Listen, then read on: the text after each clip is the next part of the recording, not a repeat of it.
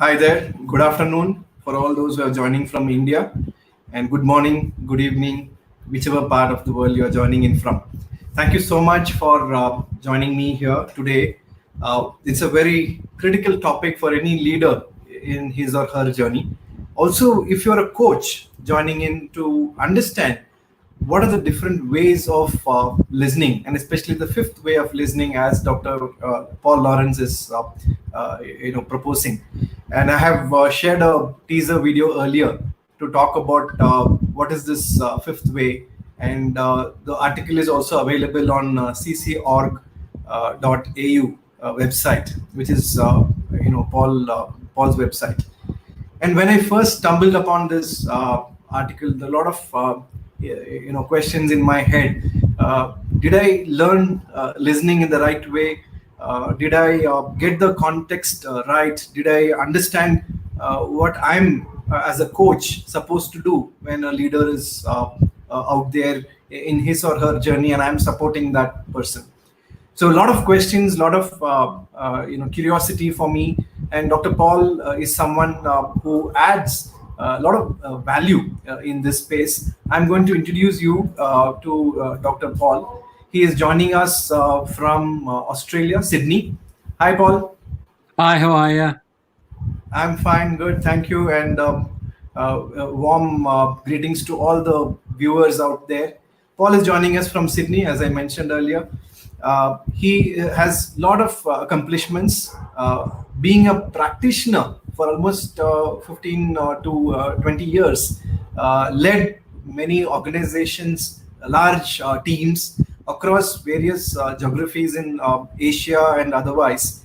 Now he is a researcher by heart, and many of his publications, including the books that I mentioned earlier, are quite a treat. You get an understanding of in-depth practical wisdom through researchers' words. So that's Paul for all of you. Paul, really happy to have you here with us.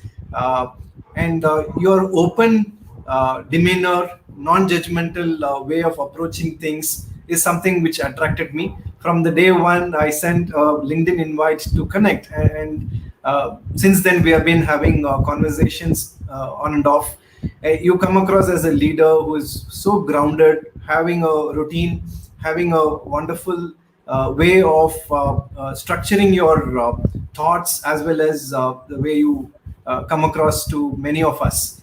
Your books are a treat to read, because I'm not talking to an author who is like a commercial bestseller or any of the what you say conventional pot boiler, but you speak practical wisdom. The way you have structured your book, even the first one on here I have. I'll just show. Whether it is coaching in 3 dimensions or when coaching systemically, you approach this subject with a lot of caution, helping the audience to know more about what is systemic coaching. A man or a woman whom you are coaching is not an isolated individual. You have to take them as a system, and you can't talk to them as removed from their reality. You have to talk to them and understand their reality, and co-create a situation or a partnership in whatever they want to achieve. So that's the thing I picked up from your writings, Paul. And you've been a prolific writer. You are very passionate about empirical based thoughts. So I'm glad to present you to our listeners from all across. For all the listeners, please do write in your comments, questions on the chat window below. Many of you have reached out and filled the Google form, which I circulated earlier. Those questions also, we will bring it up. The way we would structure our conversation today is, I would request Dr. Paul to explain what is this fifth way of listening through a simple set of slides. Once that is over, then we would get into a Q&A mode, a question answer mode. So over to you, Paul. I'm just bringing up your slides now. If you want to share a few words about your journey, about how you got here, that will be nice for the audience to know you as a person before they get into the discussion. Over to you, Paul. Yeah, cool. So Yeah, I started off in the UK. I did a degree in psychology and a PhD in psychology, and then just totally switched and moved into corporate, where I worked for about 18, 20 years, working in various countries around the world, including Japan and Australia. Moving around with BP, had 4 kids and all born in different countries, so we decided we needed to settle down, and so we settled down here. We moved over here in 2003, 2004. Since then, I've been in the coaching leadership development space for probably about the last 15 years. And I am a practitioner, so I've got about 4,000 coaching hours under my belt, do a lot of consulting and what have you. The research and stuff and the writing is something I do as part of what I do, but I'm not an academic. I kind of see myself as sort of sitting on the wall between academia and practitioner, but whenever I'm writing stuff, I'm always thinking, this has to be usable and it has to be tangible for folks. So that's sort of who I am and what I do. So let me get into it. So Pascal's asked me to talk he asked me to talk for about 20 minutes. I think this is going to take me at least 30 minutes, but we'll leave a good 20 minutes or so at the end for questions, if not more. Hopefully, if I go into slideshow mode, this will work. Is that the idea? Yes. The slides are coming up. Can you see that? You're good to go. Yes. Cool. So here we go, 5th way of listening. I can't really talk about the 5th way of listening without explaining what the other 4 ways of listening are. So today is all about listening. What I'm going to cover is these 3, or attempt to provide an answer to these 3 questions. Why is listening fundamentally important? What are the different ways of listening? And what is the 5th way? So why is listening fundamentally important? Well, there's been research done in Australia that says it's the top leadership derailer in Australia. I haven't seen evidence in other countries, but I imagine it wouldn't be terribly different. So that inability to listen counted for 38% of the variance in this study, and it came out number 1. So leaders, if you want to succeed, be a good listener. The Leadership Circle have done some analysis on their data. That's Bill Anderson and Adams. And they looked at the characteristics. This is through, I don't know how many 360s. And they saw what are the factors that really seem to differentiate between the good leaders and the bad leaders. Good listener came out number 2. Arguably, it's number 1 because strong people skills is such a broad category which should include listening. So listening, it's fundamental. It's also pretty rare. Deep listening is pretty rare. This is Tyler's study. Unfortunately, deep and attentive listening is a rarity, having been replaced with a type of listening that's more connected with coercion and manipulation. Not necessarily conscious coercion and manipulation, but it's coming from a place of, hey, let's listen, but my priority here is progressing my agenda. And it's quite hard. Proctor reckons that some people assume it comes naturally, but it doesn't. Listening is complicated. It's a skill that can be learned. I don't know that it's so much a skill. I think it is a skill, but it's also a mindset. And the whole narrative here around the different ways of listening is to try and at least create a language so that we can talk about our listening, because at the moment that language doesn't really exist. Let's just change tack a little bit, because I want to just carry on talking about why listening is so important. And I'm going to do that by talking about change and how change works. There's lots of traditional models about change and how to approach change. This is the Kotter model. It's a well-known model, but there's so many models like this, and they're sequential. And it says, this is how you create change. You create a sense of urgency, form a coalition, create a vision, communicate the vision, and really basically get others to kind of agree with it, implement it, and reward people when they do it. It's a very top-down approach to change. And really interesting is, what do we mean by communicate the vision? And communicate, that word communicate is often used to mean, I tell you, and I try and tell you as clearly and in compelling a way as I possibly can. When I worked for BP, I sort of got to know the whole global communications team. What they did was tell, and they did slide decks to get the message out there. There's actually 2 ways of defining communication, however. One is telling, the other is trying to understand. And in this traditional approach to change, the focus tends to be, or the emphasis tends to be on the telling bit, not the listening bit. Let's look at how change really works through a more contemporary perspective. And this deck or this slide I'm about to share with you is almost like the top-down approach meets reality. So the top-down approach, this is typically the leadership team and they've done all their data analysis, right? Good example, real example, was when I was doing some work with a bank, and they'd done some data that says, if we get everybody who comes in and wants to buy, open a new savings account, if we try and sell them car insurance at the same time, we'll sell more car insurance. And the data said, yeah, this will work. It's like the McDonald's model applied to banking. And so the bank went to the organization and they did a pilot, and they said, this works, so you've got to do it. Happy smile. Now, people don't just do it. It's really interesting, these traditional stories of change. It assumes we're all very compliant. We're not compliant because we've got our own view of the world, and our view of the world tends to be different from the people who are talking to us. So in the bank, the people who were listening to this message were people who worked on the front line, and they had their own relationship with customers, and they saw that when they tried this kind of salesy approach, how disappointed the customers looked. So what did they do? Well, they went and they didn't make sense to them. So they went and asked questions. This is what we do. Help me understand. It's a question. But because communication doesn't include listening, people often don't listening. And that question is framed as resistance. The question is heard as pushback. And then leadership tend to get a bit cross and repeat the message. We've got to communicate better. We've got to communicate better means we've just got to keep telling the message until they understand. It's top-down change meeting how change really works, because people don't then go and do it. What they do is they stop asking questions, because the leaders are getting so cross with them, they don't want to lose their jobs. But they go and chat about it to people who they trust. And they go, what sense are you making of it? I don't know, what sense are you making out of it? And from those conversations emerges an intention and emerges a change.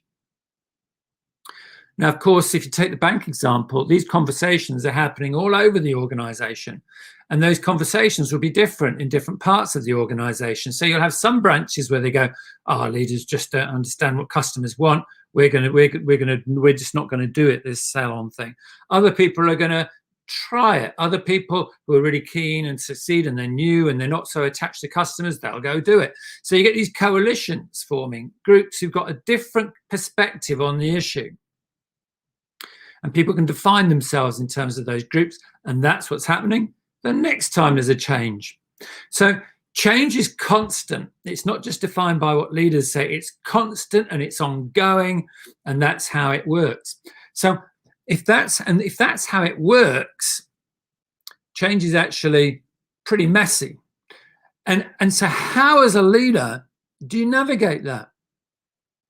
The first book that I had published was to explore this very question, and I spoke to 50 leaders around the world. Half of them were CEOs, and said, so how do you navigate change? The first thing to say is, of those 50 leaders, not a single one of them mentioned one of those top-down models. Nobody even mentioned a model. But when I spoke to these folks, and I did all these interviews and recorded them and looked for themes, what came out of it is the principal theme was what these leaders did was they engaged in dialogue. That's what they did. They engaged in dialogue. Now, what I mean by dialogue? This is the thing about dialogue. When I say to people, and they engaged in dialogue, some people's eyes glaze over and they go, yeah, dialogue. That's where people talk to each other. That's not what we mean by dialogue here. We're using dialogue to mean something really quite specific. And we're using dialogue here to mean my capacity to listening, my capacity to listen, and my capacity to say what needs to be said, and my capacity to understand who I need to be engaging in dialogue with. Three things: listening, voicing, and really that kind of systemic thinking about who to engage in dialogue with. But if we get back to listening, that's what we're talking about tonight. If we get back to listening and your capacity to listen is absolutely fundamental if you want to succeed as a leader in navigating change. Right. Now, then you go out to people and you say, yeah, so listening is important. And people go, yeah, I know, I listen. I teach coaching skills programs and have done for I don't know, 10 years or so. And I've seen when I was sort of getting on into that work and facilitating other people's programs, the facilitators would go around, they'd listen to people and they'd say, "Well, you're not listening very well." And the person would go, "What do you mean I'm not listening? I can repeat back every single word that person said." But the listening wasn't effective because the person didn't really seem to be understanding it. They were just listening to the words and repeating them back. So it's from this insight that emerged this idea of the 4 ways of listening originally, now 5. What people do talk about is active listening. And the problem with active listening is that people use that phrase to mean lots of different things.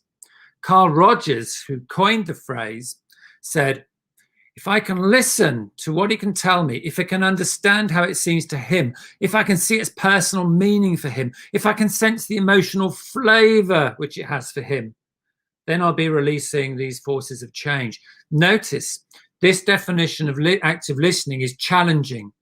I've not just got to listen to the words, I've got to understand the words. I've got to understand the words through that person's lens. I've got to understand what meaning is embedded in the words. I've got to tune into the emotions. That's ambitious. But here's another definition of active listening. Active listening is not complex. You just need to restate in your own language what you think the person said. And that's really no different to the example I gave earlier. I'll just listen to the words and repeat them back to you. That's very different from Carl Rogers' idea of active listening.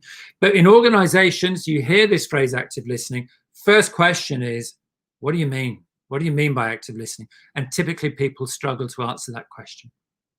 And so it's from that insight that emerged these ways of listening. So second question I wanted to answer tonight was, what are the different ways of listening? And of course, I can't talk about the 5th way until I've talked about the first 4 ways. And here are the first 4 ways. Number 1, and as I go through these, just think to yourself, when do I use these forms of listening? Listening for noise. That's when I'm listening to noise or silence. And I'm hearing the noise. I'm not even listening to the words, but I'm hearing the noise, and I'm listening for the noise, and I'm listening for the pause so that I can say something. That's listening for noise. Then we've got listening for content, which is very common in organizations, where I am listening to the words spoken intently, and I can repeat those words back to you, and I think I'm active listening. But there is another way of listening, which is listening for intention, and that's what people are trying to say.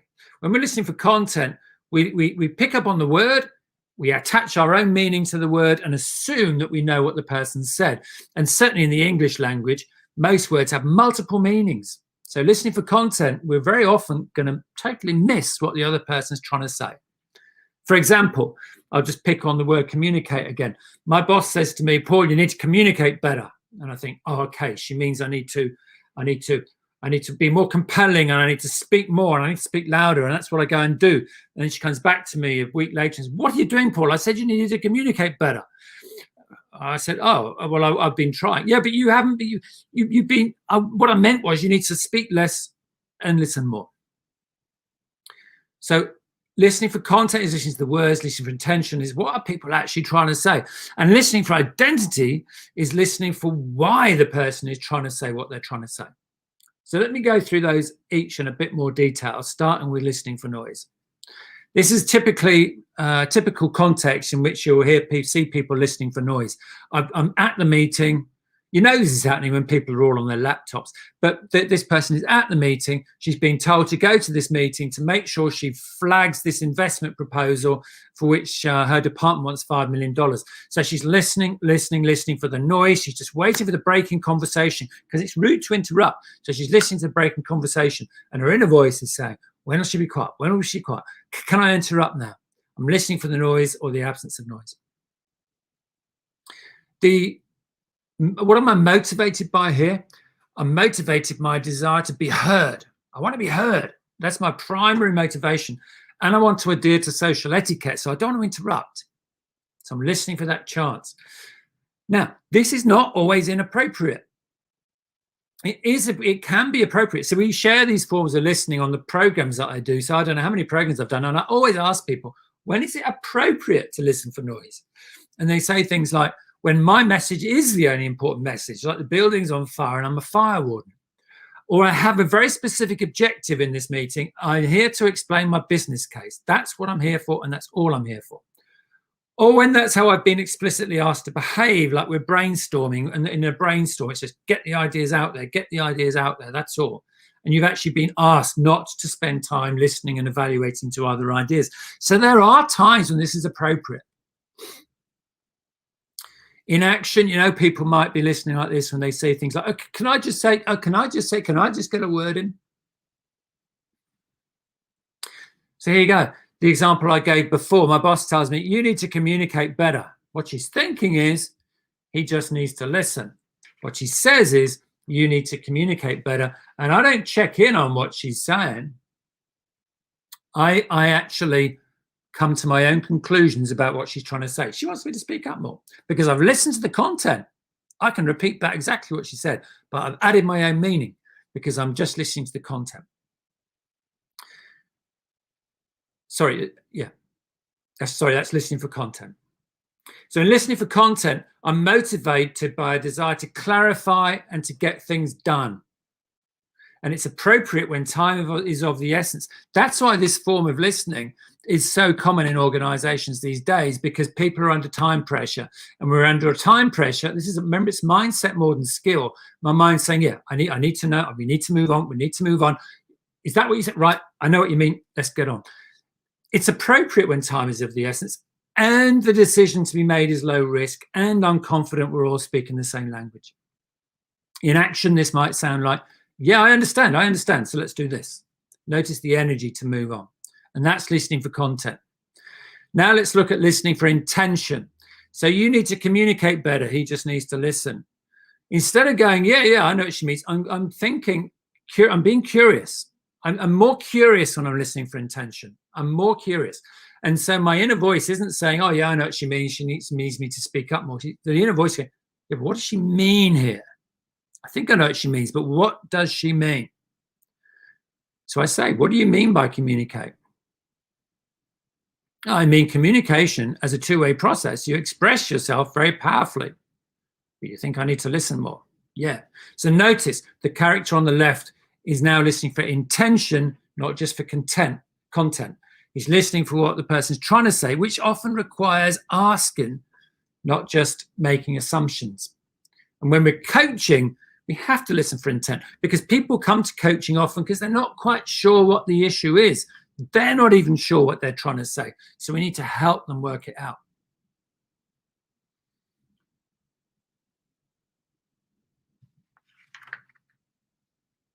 So listening for intention, I'm motivated by a desire to understand the message. I'm curious. It's appropriate when I need to understand the message, when the decision to be made is medium or high risk, and or when building a good level of understanding is important. That's when we need to be listening for intent. So if we're coaching, for example, that's when we need to be in this space at least. If I'm a leader seeking to navigate change, I need to be in this space. And we know this is happening when people say things like, can I just check I've understood what you mean? So let's talk about paraphrasing. So what I think you heard you say is duh, duh, duh. What I think I heard you say is duh, duh, duh. If you find yourself doing that, you know you're listening for intention. If you're not doing that, you're probably not listening for intention. So that paraphrasing piece, which is part of Roger's definition of active listening, is really important. Getting it wrong is fine. A lot of people don't check in because they think, oh, what if I repeat back what I think they said and I get it wrong? Good. Get it wrong. The person will actually appreciate you checking out. And if you don't check out and you've got it wrong, well, then you've got a misunderstanding. So what you really meant was getting it wrong is fine. Paraphrasing is about search for meaning, and it's not the same as paraphrasing. What I'm not saying is go and paraphrase. This is what some courses will tell you. Go and paraphrase. And I just go back and repeat what everybody said. That doesn't mean I'm being curious. And paraphrasing is actually quite annoying. It's really annoying when you know someone's just been to a course and they repeat back every word you just said, because you get a sense that all they're listening for is the words so they can repeat them back. Paraphrasing is not an objective in itself. Paraphrasing is an outcome of being curious. So what you want to take into the conversation is the curiosity. The fourth way of listening is listening for identity. So I've understood that she wants me to listen more. My next question is, I wonder why that's so important to her. I'm listening for identity. I've understood what she's trying to say, but I wonder why she's trying to say that. And that's where I'm going to get curious about my beliefs, values, attitudes, etc., and her beliefs, values, and attitudes. This is when I'm listening for identity. I'm just listening to the words and I'm hypothesizing in my head. Who is this person? What values am I noticing? What attitudes? What beliefs? It's a really powerful way of listening in terms of getting to understand people. But you rarely hear that in organizations. Again, I think because organizations are always so busy, and the busyness and the lack of time sucks us into listening for content. If I'm listening for identity, I'm motivated by a desire to understand the person. And it's appropriate when I need to understand the person, when we need to make a series of decisions together over a period of time, and when building that trusted relationship is important. In action, it might show up as, for example, me saying, yeah, you seem to be holding some strong values around X, Y, and Z. You know when someone is listening to identity because it's a bit spooky, right? It's somebody, you get that sense of somebody really, really trying to understand who you are. And it's quite an unusual feeling and experience. Essential, I would say, for coaches, and again, really important for leaders who are trying to navigate change in a big organization. So those are the four ways to listen: listening for noise, content, intention, and identity. And I've been using those and taking them around programs for a long time. What's recently emerged, though, is this piece around the fifth way of listening. What's the fifth way of listening, Paul? Yeah. So the fifth way of listening, let's just go back to this diagram here. This is how change happens. This is according to theory. This is change happens. People, they don't automatically react and comply. They notice what's happening in the surrounds and they make sense of it together. That's the important word. They make sense of it together. Our meaning making is social. It's social. We make meaning by discussing things with others. Our very identity is social. Yeah. If I think I'm a people person, right? And then somebody comes up to me and says, hey, Paul, your team's not happy with you because they say you just don't listen to them. And I go, oh my goodness, does this mean I'm not a people person? And the person says, no, Paul, you are a people person, but I know you've been really busy recently. It's an aberration. I go, oh yeah, cool. I am a people person. And then I go home to my wife and I say, oh, this is what happened to me today. I actually thought I wasn't a people person, but of course I am. And my wife goes, oh yeah, you forgot our anniversary yesterday. So our own identity, the story we tell about ourselves, is actually social. It's an uncomfortable feeling, I think, for folks coming from a Western culture. But every meaning we make of everything is social. It's impacted by the opinions and views of others. It's social. So if I want to listen and really understand somebody, then the fifth way of listening is listening for the influence of others. I'm listening to you, and I'm listening not only for your intention, not only for your identity, but I know your identity is socially constructed. I'm listening for, where does this view come from? And this is absolutely, I would say, important again for a leader trying to affect change over a whole organization, because that leader needs to understand where these conversations are happening and who's talking to who in order to understand how best to influence. And I think it's important for a coach as well. That depends on your own perspective on what effective coaching is. So what might that look like in practice? Well, he's thinking, why is it important to her? And whom else is it important? Who else might she be talking to in order such that she's come up with this perspective? And what are their values and beliefs? And the people that she's talking to, that might be her colleagues, that might be her boss, that might be her partner. To really understand that, I've got to understand a little bit of her history and who she's been talking to in all sorts of different contexts. So listening to influence is different. And it's motivated by a desire to understand the person in their environment. I recognize when I'm talking to someone through this lens, I'm not just talking to a person, I'm talking to the mouthpiece of meaning making, collective meaning making. So I want to understand the person in their environment. And it's appropriate when I need to understand that environment culture, when I need to understand how to influence the broader network, and when I believe organizational commitment is important. In action, you're going to hear me really asking more widely around your views and what's important to you. So, question for you, and I'll leave these as rhetorical questions as we go into the Q&A piece, is how do you listen and when? Our default, I believe, is the content space and noise. I think it requires us to be purposeful often, to go into the intention space, the identity space, and the influence space. We need to be purposeful about that, particularly when we're operating in a busy environment. Otherwise, we'll tend to default to the left. And listening for noise and content, there's certain contexts when that's appropriate. So ask yourself, how do you think you listen? What percentage of listening do you allocate across the board? And when, in what context? Because this is not about, I want to go around listening for influence all the time, or I want to go around listening for identity all the time. That's not what we're talking about. We're talking about purposeful listening and listening in the right way, in the right context. So when you think about how do you listen and when, then ask yourself, and is that okay? Or are there some contexts in which I'm listening for content in which I really would like to make sure I'm listening for identity, for example? And how do you intend to listen in the future and when? So again, here's the place to start. Here is probably the when, the context. So this is the context. How do I want to be listening in that context? So those are the 5 ways to listen. If you're interested in more, there are some books. The first book that I wrote was about 5 years ago on leading change. That's the research that I referred to, talking to the 50 CEOs. And I got very interested in dialogue.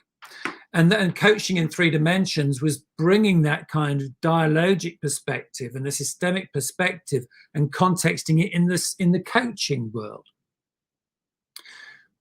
Now, so I talked a lot about dialogue, and I kept getting people looking at me going, yeah, dialogue. Huh. So what's dialogue? It's 2 people talking together. Well, what do you mean by dialogue? So 7 of us sat down in a room for 3 days to talk about to engage in dialogue about dialogue. And from that dialogue emerged this little book, The Tao of Dialogue. It's 100 pages. It's just a little story. And we wrote it because we kept getting asked, what do you mean by dialogue?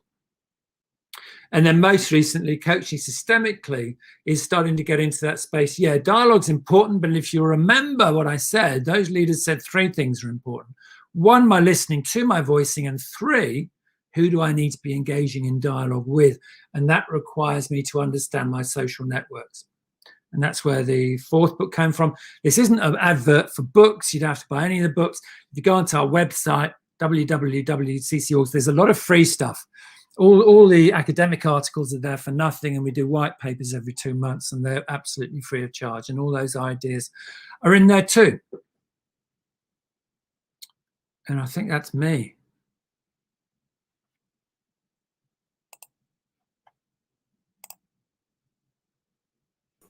Thank you, Paul. You can hear me now? Yeah. Okay, that was nice. In fact, a lot of thoughts are crossing in my mind in terms of what I know as a coach and a performance consultant. I normally work with organization as a system, and a lot of training has gone into me on to think in a systemic manner rather than in a piecemeal approach. So I think this fits in really well. There are a lot of questions which came from audience earlier. Some of them you have answered in your deck. I'll just put it up for us to discuss and move on. When should a leader listen? This question came up, and I think for each way of listening, you have made it appropriate to be used in certain situations, and that was covered here. You want to add anything to this? Yeah, I'd say that those examples that were in the slide pack are examples that people came up in various programs. Don't assume everybody agreed.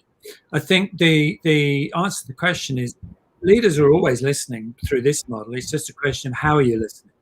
And so the suggestion from this research would say that's up to you, the leader, how you should listen, but think about it and be purposeful about it. So decide for yourself how you need to listen in any given context, but make that time to think about it and be purposeful and choiceful about how you listen.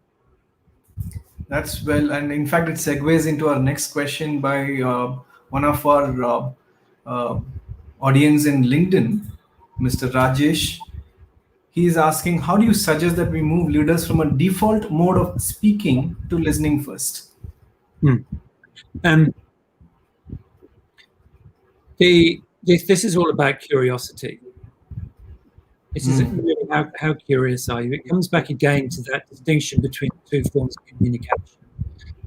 Do I define communication as speaking because I'm so passionate, I'm so sure, and I want to get my message out, and that's really important. But how curious am I being? And even if I've got a really powerful message, if I'm out there just spruiking my message, and I'm not thinking about how it's being responded to, I don't know how it's been responded to, and it will get responded to differently by different people. If I want to successfully navigate change, I'm really going to be constantly curious as to how my words are landing and how they're being interpreted. How do you move leaders from that space?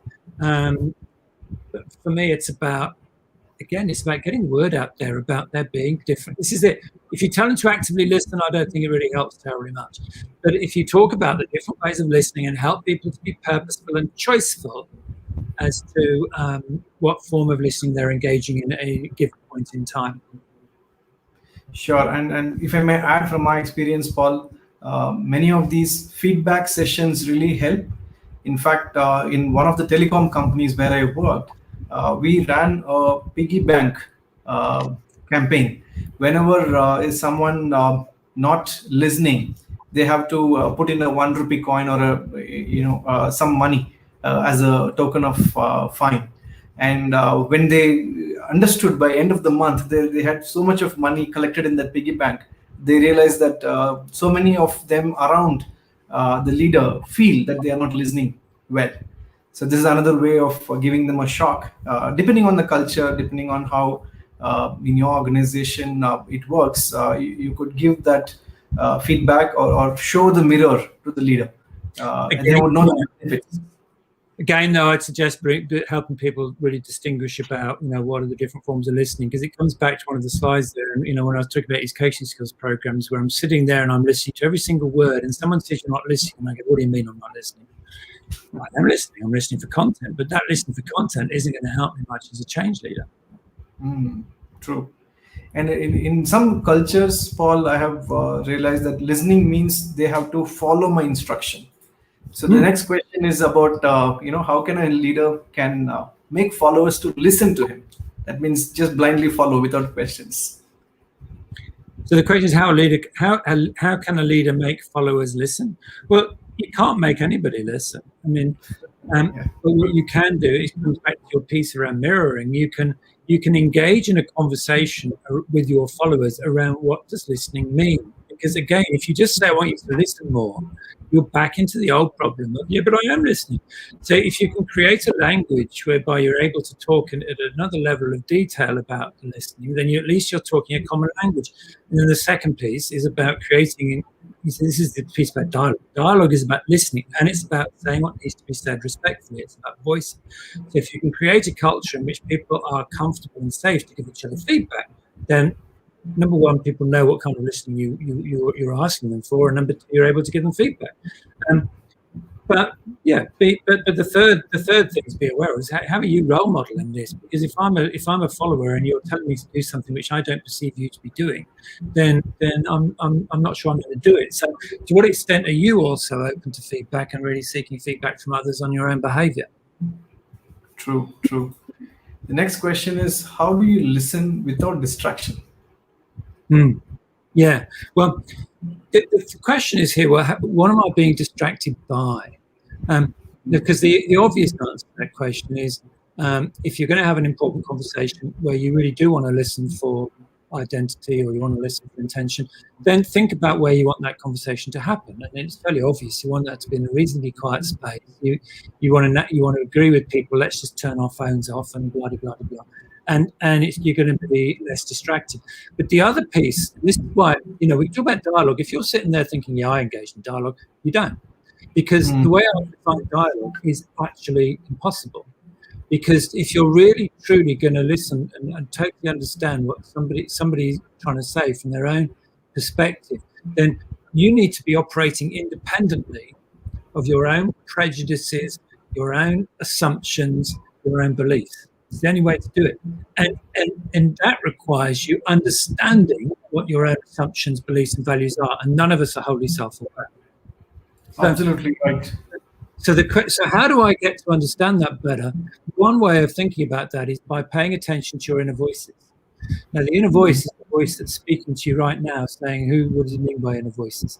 And we've got multiple inner voices. So do you understand your inner voice? I'm not going to go into this in great detail, but it comes from multiplicity theory, which says I've got different aspects of myself all talking to me.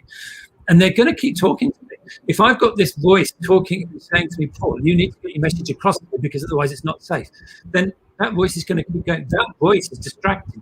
I need to understand that voice, need to understand the motivation of that voice, and need to agree with that voice, the voice.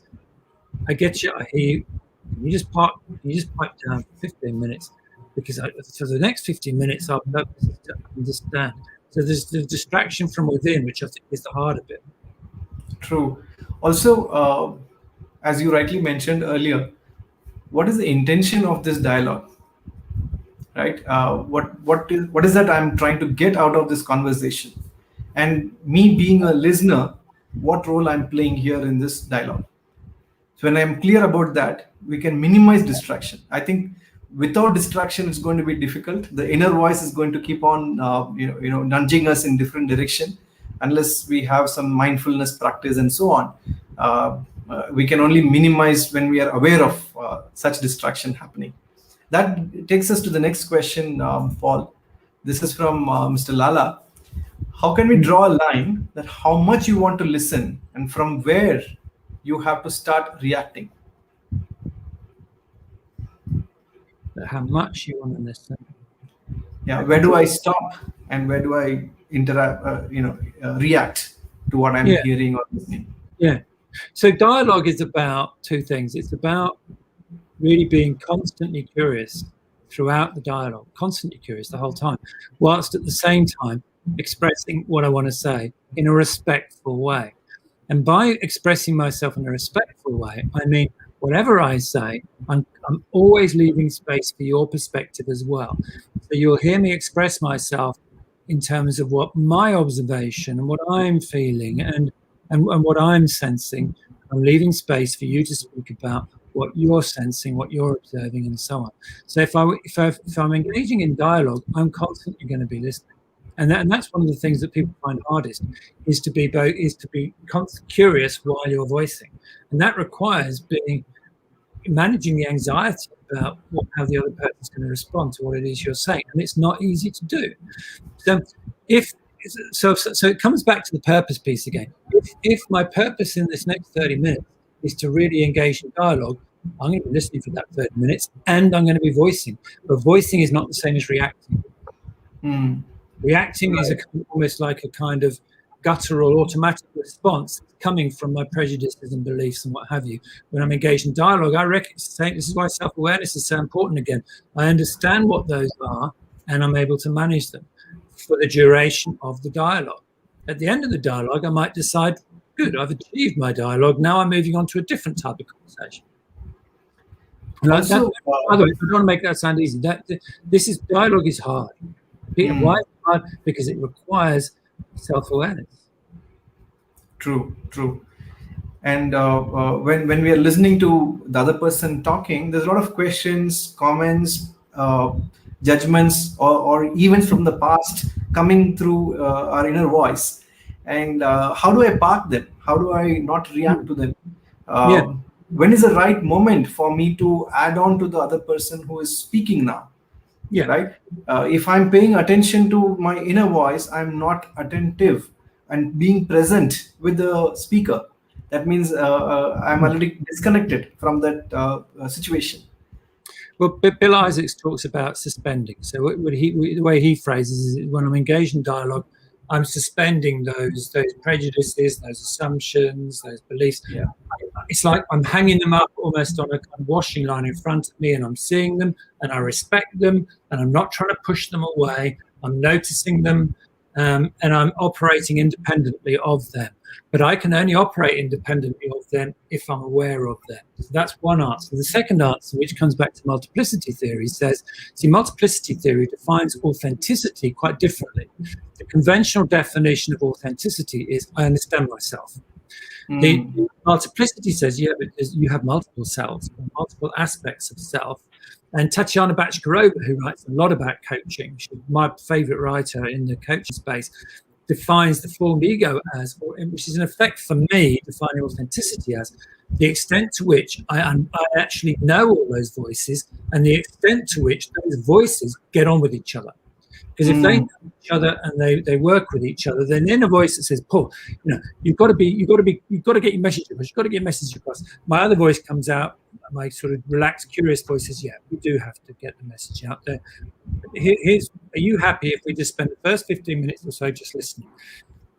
But we will get to your point. Okay, I'll wait. So the inner voice kind of analogy, the multiplicity analogy, just gives you a kind of different perspective on it, which I love. Yeah. True. In fact, at home, closer home, I can share my personal experience. When my mom starts talking, I feel like interrupting her and say, "Hey, no, that's not what message you should take. This is what I meant," and I keep interrupting her. One day, she told me, "Will you just hold on till I finish?" That's when I realized I'm a coach to the entire world. I'm not paying attention to my own mom, right? So sometimes we take the other person for granted and we stop listening to them beyond a point in time. Or perhaps there is an insecurity, I don't want the other person to get me wrong. So let me stop midway, mid-sentence as they are talking to correct their perception. That's another reason why we interrupt. It is. And listening for intention is a very powerful way, actually, of shortening a conversation. Because if you listen to a lot of people, a lot of conversations, you'll hear person A just going around in circles, saying the same thing and the same thing and the same thing.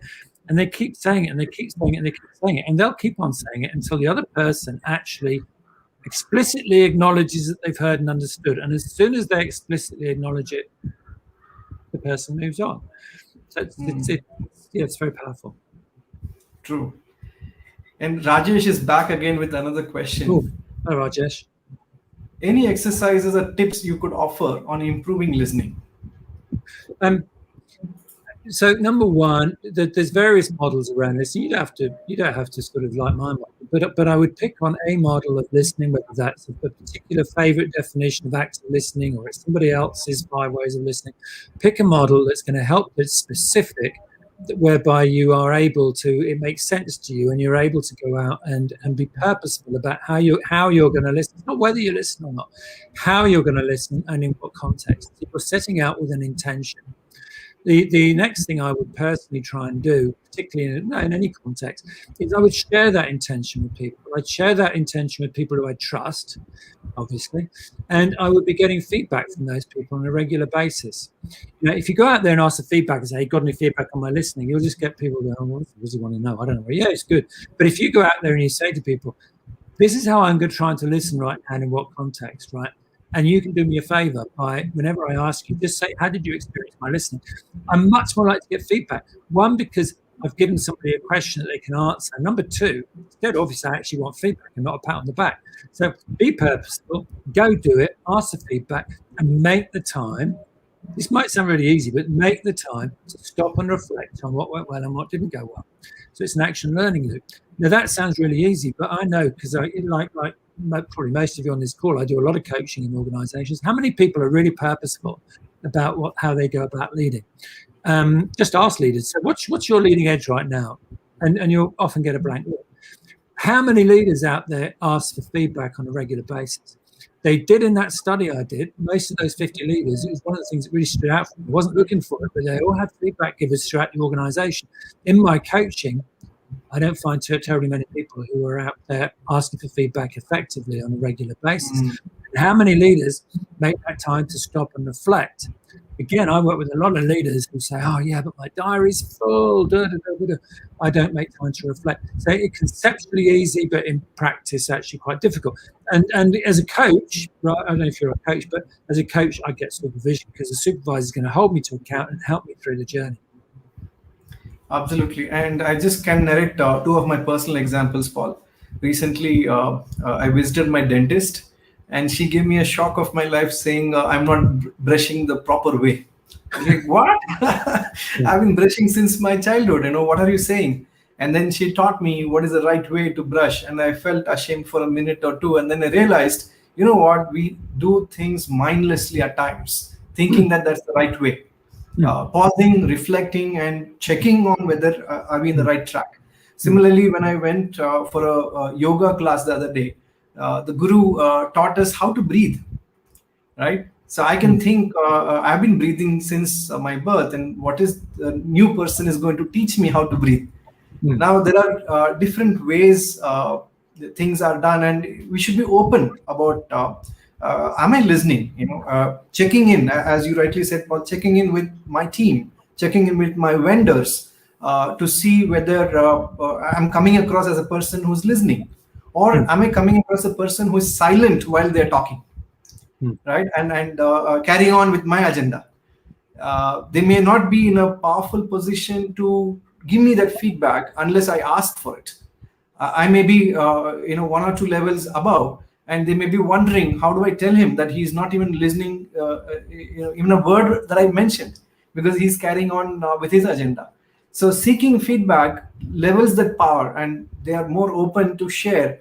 Even if it's in a Asian culture, they share it in a very polished manner, saying, that's not what I meant. You got it right, but this is how I would put it.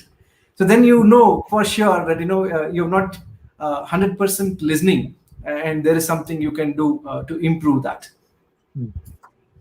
So there's Mr. H.K. Lal.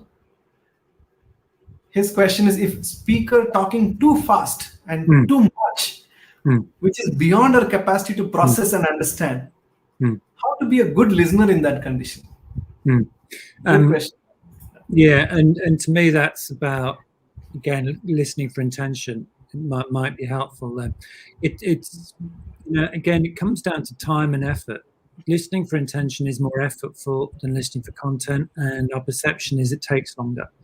And so it's very tempting when somebody's either talking too fast or just doesn't express themselves in a way that we understand, to go yeah.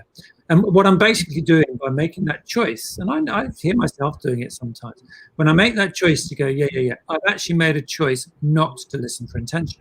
I'm listening for intention, and the person's talking too fast. I'm just going to be saying, "Oh, sorry, can you just say that again? I didn't understand that. Is this what you said?" And you'll keep doing it, not to try and be, not for any great purpose or intention. It's simply because I want to understand. And every time you say something that I don't understand, or I think I might understand, I'm going to check in. That person's going to, you're going to end up slowing that person down. Yeah, and I was about to ask Paul, who is this person? It depends, because if this person is a habitual, communicator who has more words per minute, then you have to confess, saying, "Hey, my listening is effective when I hear you speak in this speed. Can you bit slow down for my sake?" That's one way of saying. And he's just following up with his earlier comment, saying, "My wife wants to talk too much." I'm referring to that conversation. Now the identity comes here, Paul. Well, now we're into interpersonal dynamics, aren't we? So you're always going to be making a judgment call about what happens when my wife asks her to stop talking slowly, and based on your answer to that question will determine whether you let her keep talking fast or whether you ask her to slow down. And by the way, I wonder what she thinks about your talking. Yeah, that's right. In fact, it could also be a simple gesture of saying, "Hey, what am I missing? Is there anything that you would like me to do?" Or offering help, offering some space, being vulnerable. Those are the techniques and tips one could check in. There's one more comment which is very interesting, Paul, is from Ashok. He says, my experience is that appropriate listening builds the much needed soft power. The challenge is the time taken for most to realize that. How do we get those we surround us with to understand this without being perceived as the least interested in the room? So, if I can paraphrase what I understand, It's the last bit of the question that I'm not sure I understand. Without being perceived as the least interested in the room? yeah. So, if I can take the liberty and try and understand his question, people who are around me in a meeting, for example, uh, they may take me as a person who is least interested in the room when I'm not exercising listening at my will, because I don't intend to listen at times. Yeah, I'm still not sure I understand the question. How do we get those we surround us with to understand this? To understand that, so my experience is appropriate listening builds the much needed soft power. It takes time for us to realize that. How do we get those who we're surrounded by to understand that the challenge, it takes time without being perceived as the least interested in the room? It's the last bit I don't really understand. So, appropriate listening is I can choose what is the situation, and accordingly, I can move from noise to intent to identity, content, intent, and identity, and then to influence. How do I, graduate in that timeline? Because Well, I'm thinking in my mind, the situation yeah. demands this, and I use this particular level or way of listening. Yeah, I mean, I'm still not sure I entirely understand the question, to be honest, but the influencing piece comes back to the slide I showed you on how does change really work. Because one of the things, if we look at the reason the traditional model of change still persists in organizations is it offers us the illusion of control. Now, as soon as we recognize that change emerges from the meaning of that people choose to make from what we say, and that's not a new idea. The reason that I think that idea just still really doesn't, you don't hear that understanding in organizations, is because leaders now have to recognize they have no control. They cannot control change. And some leaders get despondent about that until you point out, well, no, there's some just stay despondent about it. But what you can do is you can influence change. You cannot control it. So whatever how do I get people to behave in a certain way? You don't. You can't control other people's behaviors because you can't control the way they think. What you can do is influence it. And the best chance you've got of influencing it is to actually understand who they are, where they're coming from, what's important to them, hence the importance of dialogue, and hence the value of listening for identity and listening for influence. Because once you understand where people are coming from, once you understand where their views are coming from, where that meaning has been made, it gives you're going to be, what you say next is much more likely to be impactful, especially if you phrase it with humility, which is coming from the I space, the respectful space, and leaving space for others to respond to you. One of the things that leaders do is they go around organizations and this is actually what came in the Leading Change book. Lots of leaders do go out their organizations to talk, and their efforts are not appreciated because people say they're coming out with an agenda. They're coming out, they say they want to listen, but what they really want to do is direct us. The good leaders, the really effective leaders, are going out there. They're not trying to control. They know they can't control. They're going out there to truly understand, and based on that, an extra level of understanding, they're able to voice more effectively, but they still can't control the outcome. It's an ongoing journey. Sure, thanks, Paul. And Ashok, if you have any follow-up comment or question, please do type in the comment box. Meanwhile, Rajesh is enjoying the conversation. Thank you, Rajesh. And he's coming back with another question. He says, listening becomes challenging when the client is talking in abstract language. Expansive, hazy answers, and sometimes sound philosophical or intellectual. Yeah. That just reminds me of what we were just talking about before. It's like, what do you do? This is about being purposeful. And I think, especially if you're a bit tired, I'll speak for myself, I'm a bit tired and maybe I'm just not that interested, and the person seems perfectly happy and content. I might just let them carry on. In which case, I've chosen to listen to noise probably until they stop talking, or at best listen to content. And maybe that's okay. But if I want to listen for intention, if I think my role as a coach is to at least listen for intention, then I'm going to stop them and I'm going to check in for understanding. I don't mean stop them from talking and tell them to be quiet. I mean stopping it. Oh, can I just check I've understood it? And by the way, help me understand what it is you want to get out of this conversation and how that links to what you want to get out of this conversation, which again is about being purposeful. True. And it's I agree with you. It's effortful, right? It takes effort. True. Harshita is also joining the conversation by adding to it, saying, look and listen. Making eye contact allows us to focus. As a tip, she's... Yeah. Well, you see, when you're listening for intention, I believe that you just automatically start looking for emotion. If I want to know what it is you're trying to say, I'm looking beyond the words. What am I looking beyond that? And typically, I'm looking at body language. Body language is a big clue to intention. Body language and emotion is a big clue to somebody's identity and how they're feeling.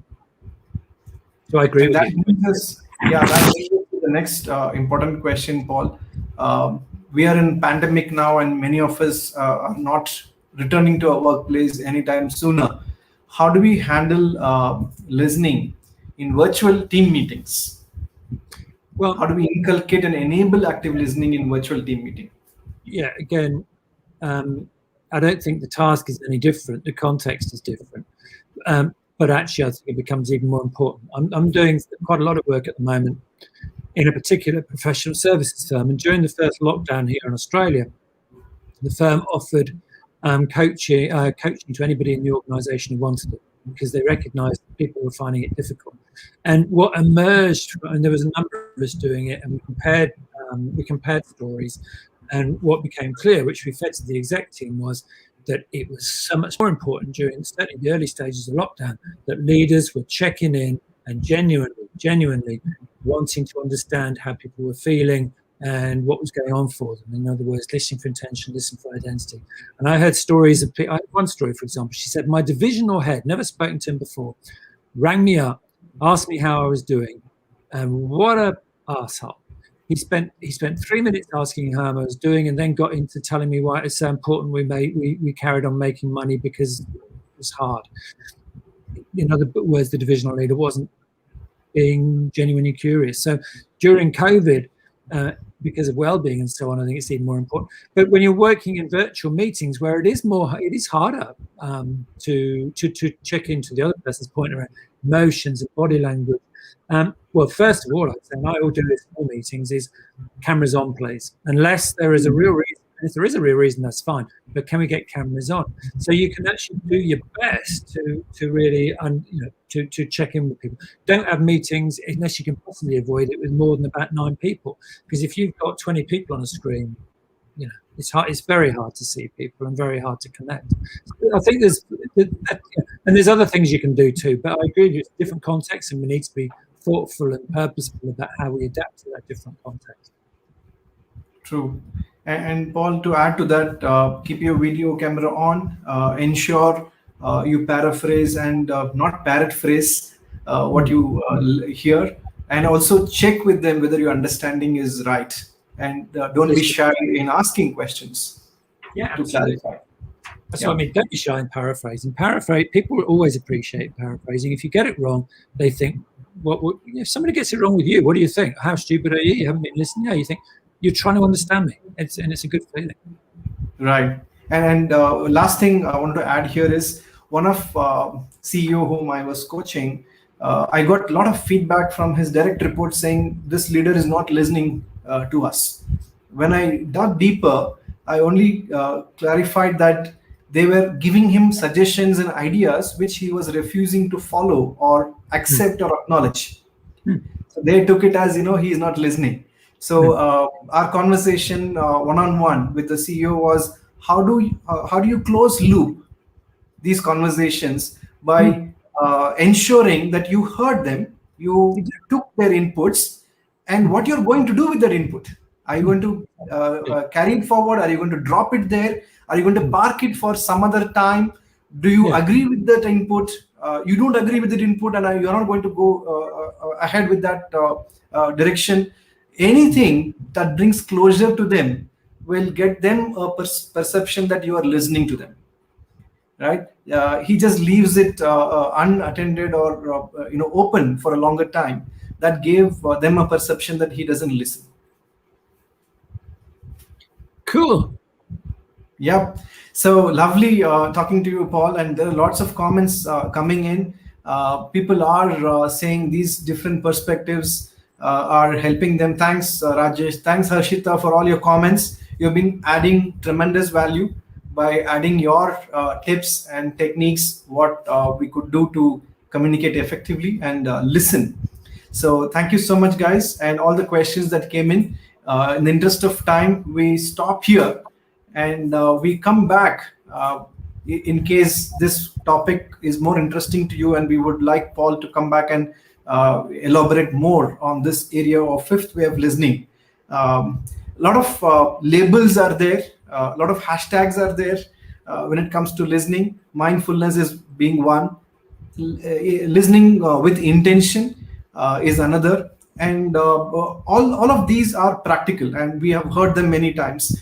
The only thing we need to do right now is how do we bridge this knowing doing gap, right? So go out there and try out many of these techniques that you heard in this show today, and please do write to us in case any questions you have, and we will take it up. And one last comment I wanted to make here, Paul. In India, we have this tradition of leaving footwear outside the home where we are visiting, and then we step in. So one of my guru told me, or even asked me, why do you think we do that? And his answer really helped me understand. And in this context of listening, I wanted to share that we leave our footwear outside because anything, a germ or any kind of dirt, we don't want to bring it to that household who is hosting us. We don't want to bring any harm to them by carrying anything from outside to that home. So similarly, when I'm going into a meeting, a virtual meeting or in-person meeting, how do I bring myself and not bring any harm to the people in that location is to leave my judgments outside. So I think we would be a better listener when we do that. And all these different 5 ways that Paul has explained, use them wisely depending on which situation that we are in. No one particular way is superior to the other one. We are not discriminating or making or glorifying one way over the other. What we are saying is assess the situation as a leader, as a coach, and try your skills and keep honing your skills by collecting feedback and be better at what you're doing. So thank you so much, Paul. Any final words? No, thank you very much for inviting me, and thank you for being here. Thank you. Thank you, everyone. Bye-bye. Bye-bye. Until we meet again.